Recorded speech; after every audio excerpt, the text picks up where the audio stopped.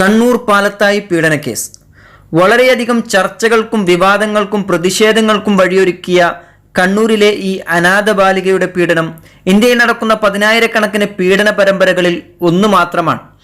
പതിനായിരക്കണക്കിന് എന്ന് വെറുതെ ഒരു ഒഴുക്കൻ മട്ടിൽ പറഞ്ഞതല്ല. ഈ പീഡനക്കേസ് മുൻനിർത്തി പറയാൻ പോകുന്ന ചില കണക്കുകൾ ശ്രദ്ധിച്ചാൽ നിങ്ങൾക്കത് വ്യക്തമായി ബോധ്യപ്പെടും. നിങ്ങളുടെ കുടുംബത്തിൽ ഒരു കുട്ടിയുണ്ടെങ്കിൽ, നിങ്ങളൊരു രക്ഷിതാവോ തത്തുല്യനായ ഒരാളോ ആണെങ്കിൽ ഈ വീഡിയോ അവസാനം വരെ പൂർണ്ണമായും കാണുക.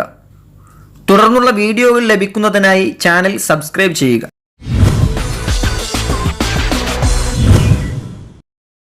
1993 വിയന്ന പ്രഖ്യാപനത്തിൽ ഐക്യരാഷ്ട്രസഭ ലോകരാഷ്ട്രങ്ങളോട് ആഹ്വാനം ചെയ്തത് ഇങ്ങനെയാണ്: ചൂഷണത്തിനും ദൂഷണത്തിനും കുട്ടികളെ ഇരയാക്കുന്നതിനെതിരെയും പെൺകുഞ്ഞുങ്ങളുടെ ഹത്യ, ബാലവാണിഭം, വ്യഭിചാരം, അശ്ലീല ബാലസാഹിത്യം എന്നിവയ്ക്കെതിരെയും ശക്തമായി പോരാടുക.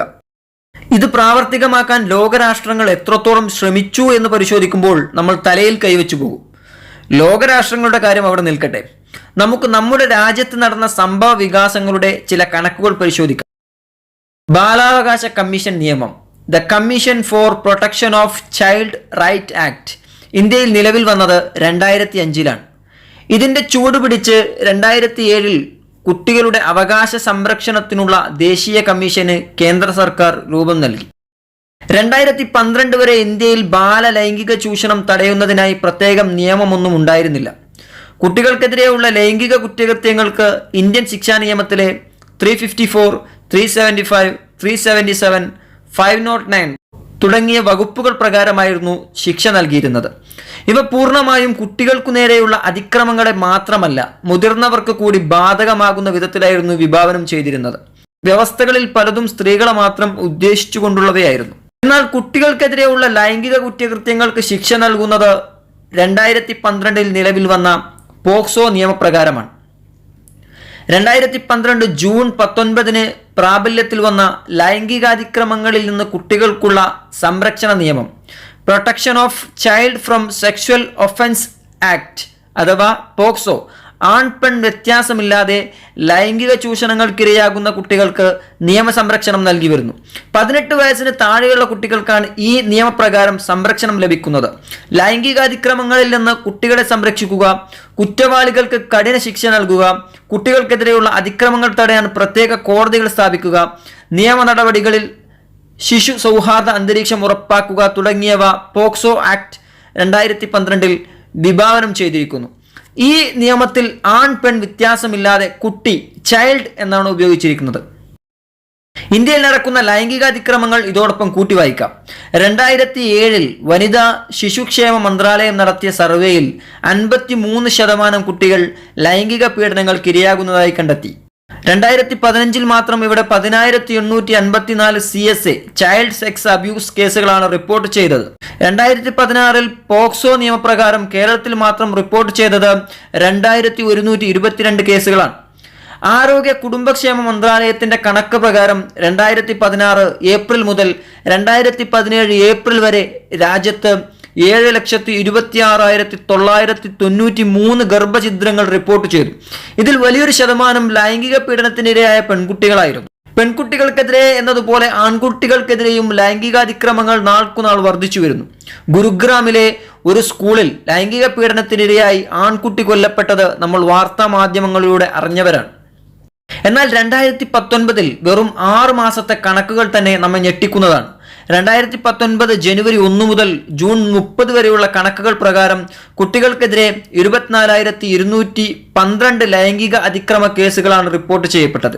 അതായത് മാസം 4,000 കേസുകൾ, ഒരു ദിവസം 130 പരം കേസുകൾ. സംഭവിക്കുന്നതിന്റെ വളരെ ചുരുങ്ങിയ ശതമാനം മാത്രമേ നിയമത്തിനു മുന്നിൽ എത്തുന്നുള്ളൂ.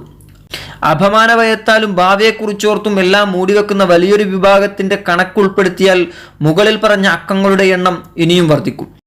പോക്സോ നിയമപ്രകാരം റിപ്പോർട്ട് ചെയ്യപ്പെടുന്ന കേസുകളിൽ ഭൂരിഭാഗവും കാണിക്കുന്നത് കുട്ടികൾ പീഡനം നേരിടുന്നത് ഏറ്റവും അടുത്തവരിൽ നിന്നോ രക്ഷകരിൽ നിന്നോ ആണെന്നാണ്. ദൗർഭാഗ്യവശാൽ അച്ഛനും അധ്യാപകനും അമ്മാവനും വരെ ഇതിൽ പ്രതികളാകുന്നു. പലപ്പോഴും ഇത്തരം കേസുകൾ വീട്ടിലോ മറ്റ് അംഗീകൃത സ്ഥാപനത്തിലോ വെച്ചാണ് നടക്കുന്നതെന്ന് നാഷണൽ ക്രൈം റെക്കോർഡ് ബ്യൂറോ കണക്കുകൾ വ്യക്തമാക്കുന്നു. പലപ്പോഴും അമ്മയുടെയോ അടുത്ത ബന്ധുക്കളുടെയോ അശ്രദ്ധയാണ് ഇത്തരം കുറ്റകൃത്യങ്ങളുടെ അടിസ്ഥാന കാരണമെന്ന ധാരണയിൽ കുറ്റകൃത്യങ്ങൾ മൂടിവയ്ക്കപ്പെടുന്ന പ്രവണത കണ്ടുവരുന്നു. പീഡനങ്ങൾ നടക്കുന്നത് വിദ്യാഭ്യാസ സ്ഥാപനങ്ങളിലോ മതസ്ഥാപനങ്ങളിലോ വെച്ചാകുമ്പോഴും ഈ മറച്ചുവെക്കൽ തന്നെയാണ് നടക്കുന്നത്. എന്നാൽ ലൈംഗിക പീഡനം മറച്ചുവെക്കുന്നത് കുറ്റകരമാകും വിധത്തിലാണ് പോക്സോ നിയമം വിഭാവനം ചെയ്തിരിക്കുന്നത്. അതിനാൽ നിലവിലെ സാഹചര്യത്തിൽ നിന്ന് വ്യത്യസ്തമായി അടുത്തിടെ ധാരാളം കേസുകൾ റിപ്പോർട്ട് ചെയ്യപ്പെടുന്നു. ഗർഭഛിദ്രം നടത്താൻ ആശുപത്രിയിൽ എത്തുന്നവരിൽ 18 വയസ്സിന് താഴെയുള്ള കുട്ടികളുണ്ടെങ്കിൽ പോലീസിൽ അറിയിക്കണമെന്ന നിയമവും പോക്സോ ആക്ട് പ്രകാരം കേസുകൾ റിപ്പോർട്ട് ചെയ്യാൻ ഒരു കാരണമാണ്. എന്തിനു വേണ്ടിയാണ് പോക്സോ നിയമം? എന്താണ് അതിന്റെ പ്രത്യേകതകൾ? നമുക്കൊന്ന് പരിശോധിക്കാം. നിയമവിരുദ്ധമായി ലൈംഗിക അതിക്രമങ്ങളിൽ ഏർപ്പെടാൻ കുട്ടികളെ പ്രേരിപ്പിക്കുക അല്ലെങ്കിൽ അതിനായി നിർബന്ധിക്കുക, വേശ്യാവൃത്തിക്കോ മറ്റ് നിയമവിരുദ്ധ ലൈംഗിക പ്രവർത്തനങ്ങൾക്കോ വേണ്ടി കുട്ടികളെ ചൂഷണം ചെയ്യുക, അശ്ലീല വസ്തുക്കൾ നിർമ്മിക്കുന്നതിനും അവ അനുകരിക്കുന്നതിനും കുട്ടികളെ ഉപയോഗിക്കുക മുതലായ കുറ്റകൃത്യങ്ങളെല്ലാം തടയുന്നതിന് വേണ്ടിയാണ് ഇത്തരം ഒരു നിയമം സർക്കാർ പ്രാബല്യത്തിൽ വരുത്തിയത്. കുട്ടികൾക്കെതിരെയുള്ള ലൈംഗിക കുറ്റകൃത്യങ്ങളെ ഈ നിയമം തരംതിരിച്ച് അതിനുള്ള നടപടിക്രമങ്ങളും ശിക്ഷയും വ്യവസ്ഥ ചെയ്യുന്നുണ്ട്. കുട്ടികൾക്കെതിരെ നടക്കുന്ന 7 ലൈംഗിക കുറ്റകൃത്യങ്ങളെയാണ് ഇതിൽ പ്രധാനമായും പ്രതിപാദിക്കുന്നത്. ലൈംഗികമായ കടന്നുകയറ്റത്തിലൂടെയുള്ള അക്രമം. ഒരു വ്യക്തിയോട് ലൈംഗിക കടന്നുകയറ്റത്തിലൂടെ നടത്തുന്ന അക്രമത്തിന് പോക്സോ ആക്ട് സെക്ഷൻ 4 പ്രകാരം പിഴയും 7 വർഷം തടവ് ശിക്ഷയും ലഭിക്കും. ഗുരുതരമായി മുറിവേൽപ്പിക്കൽ.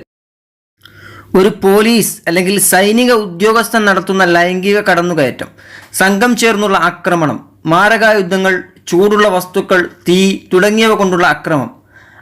അതിക്രമത്തിന്റെ ഫലമായി കുട്ടിക്ക് ഗുരുതര മുറിവുണ്ടാവുകയോ കുട്ടികൾ ഗർഭിണിയാവുകയോ ചെയ്യുക തുടങ്ങിയവ ഗൗരവ കുറ്റകൃത്യങ്ങളുടെ വിഭാഗത്തിൽപ്പെടുന്നു. പോസ്കോ ആക്ട് സെക്ഷൻ 6 പ്രകാരം പിഴയും 10 വർഷം തടവ് ശിക്ഷയും ലഭിക്കും. ചീത്ത സ്പർശം. ലൈംഗിക ഉദ്ദേശത്തോടെ കുട്ടിയുടെ സ്വകാര്യ ഭാഗങ്ങളിൽ സ്പർശിക്കുകയോ മുറിവേൽപ്പിക്കുകയോ ചെയ്യുക. പോക്സോ ആക്ട് സെക്ഷൻ 10 പ്രകാരം പിഴയും 3 മുതൽ 5 വർഷം വരെ തടവും ലഭിക്കും. ഗൗരവതരമായ ലൈംഗിക ആക്രമണം. പോക്സോ ആക്ട് സെക്ഷൻ 10 പ്രകാരം തന്നെ ഗൗരവകരമായ അക്രമം നടത്തുന്ന ഏതൊരാൾക്കും പിഴയും 5 മുതൽ 7 വർഷം വരെ കഠിന തടവും ലഭിക്കും. അശ്ലീല പ്രദർശനം. ലൈംഗികോദ്ദേശത്തോടെ ശബ്ദം പുറപ്പെടുവിക്കൽ, ശരീരഭാഗങ്ങളുടെ പ്രദർശനം, നേരിട്ടോ ഇലക്ട്രോണിക് മാധ്യമങ്ങൾ വഴിയോ കുട്ടിയെ പിന്തുടരൽ. പോക്സോ ആക്ട് സെക്ഷൻ 12 പ്രകാരം പിഴയും 3 വർഷം തടവും ലഭിക്കും. അശ്ലീല കാര്യങ്ങൾക്കായി ഉപയോഗിക്കൽ. കുട്ടികളെ TV ചാനലുകൾ, ഇലക്ട്രോണിക് മാധ്യമങ്ങൾ തുടങ്ങിയവയിലൂടെ അശ്ലീലമായ രീതിയിൽ പ്രദർശിപ്പിച്ചാൽ പിഴയും 5 വർഷം വരെ തടവും ലഭിക്കാം. കുട്ടികൾ ഉൾപ്പെടുന്ന അശ്ലീല രംഗങ്ങളും ചിത്രങ്ങളും സൂക്ഷിക്കുന്നതും തടവു ശിക്ഷ ലഭിക്കാവുന്ന കുറ്റം തന്നെയാണ്. 2019 നിയമം ഭേദഗതി ചെയ്ത് ഇരയാക്കപ്പെടുന്ന കുട്ടിയുടെ അവസ്ഥ പരിഗണിച്ച് പ്രതിക്ക് മരണശിക്ഷയും ജീവപര്യന്തം തടവും ഉൾപ്പെടുത്തി. ഇത്രയും കാര്യങ്ങളാണ് പോക്സോ വിശദീകരിക്കുന്നത്. രക്ഷിതാക്കൾക്കും ഇരയായ കുട്ടികൾക്കും പരമാവധി സുരക്ഷയും അപമാന ഭീതിയിൽ നിന്ന് പ്രതിരോധവും തീർത്തുകൊണ്ടാണ് പോക്സോ നിയമനിർമ്മാണം നടത്തിയിരിക്കുന്നത്. അത് തന്നെയാണ് അതിന്റെ ഏറ്റവും വലിയ പ്രത്യേകതയും. ബാലസൗഹാർദ്ദ നടപടികളാണ് പോക്സോ നിയമത്തിൽ വിശദീകരിക്കുന്നത്.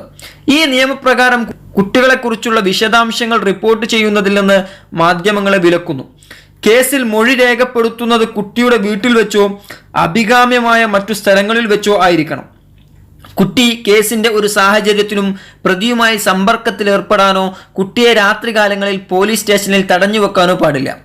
ഈ നിയമത്തിൻ കീഴിൽ കുറ്റകൃത്യത്തിനു വിധേയനായ കുട്ടിയെ ക്രിമിനൽ നടപടി നിയമത്തിലെ 164 വകുപ്പ് പ്രകാരം വൈദ്യപരിശോധന നടത്തേണ്ടതാണ്. പെൺകുട്ടിയാണെങ്കിൽ ഇതൊരു വനിതാ ഡോക്ടറുടെ സാന്നിധ്യത്തിലായിരിക്കണം. കുറ്റകൃത്യങ്ങൾ വിചാരണ ചെയ്യുന്നതിനായി സ്പെഷ്യൽ കോടതികൾ സ്ഥാപിക്കേണ്ടതാണ്. പ്രസ്തുത കോടതിക്ക് കുട്ടികളെ ലൈംഗികമായി ചിത്രീകരിക്കുന്ന കുറ്റകൃത്യങ്ങളും ഓൺലൈനിൽ കുട്ടികളെ ലൈംഗികമായി ദുരുപയോഗം ചെയ്യുന്ന കുറ്റകൃത്യങ്ങളും വിചാരണ ചെയ്യാൻ അധികാരമുണ്ട്. സ്പെഷ്യൽ കോടതികൾ വിചാരണ നടത്തേണ്ടത് കുട്ടിയുടെ രക്ഷകർത്താക്കളുടെയോ കുട്ടിക്ക് പൂർണ്ണ വിശ്വാസമുള്ള ആളുകളുടെയോ സാന്നിധ്യത്തിൽ രഹസ്യമായിട്ടാകണം.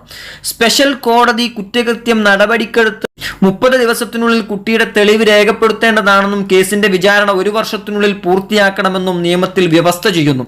കാലാകാലങ്ങളായി ഒളിഞ്ഞും തെളിഞ്ഞും കുട്ടികൾക്കെതിരെ നടക്കുന്ന ലൈംഗിക അതിക്രമങ്ങൾ വലിയ തോതിൽ മറനീക്കി പുറത്തുവരാൻ പോക്സോ ആക്ട് കാരണമായി. എങ്കിലും ഇത് പൂർണ്ണമായും കുറ്റകൃത്യങ്ങളെ തടയാൻ പര്യാപ്തമല്ല എന്നത് വസ്തുതയാണ്.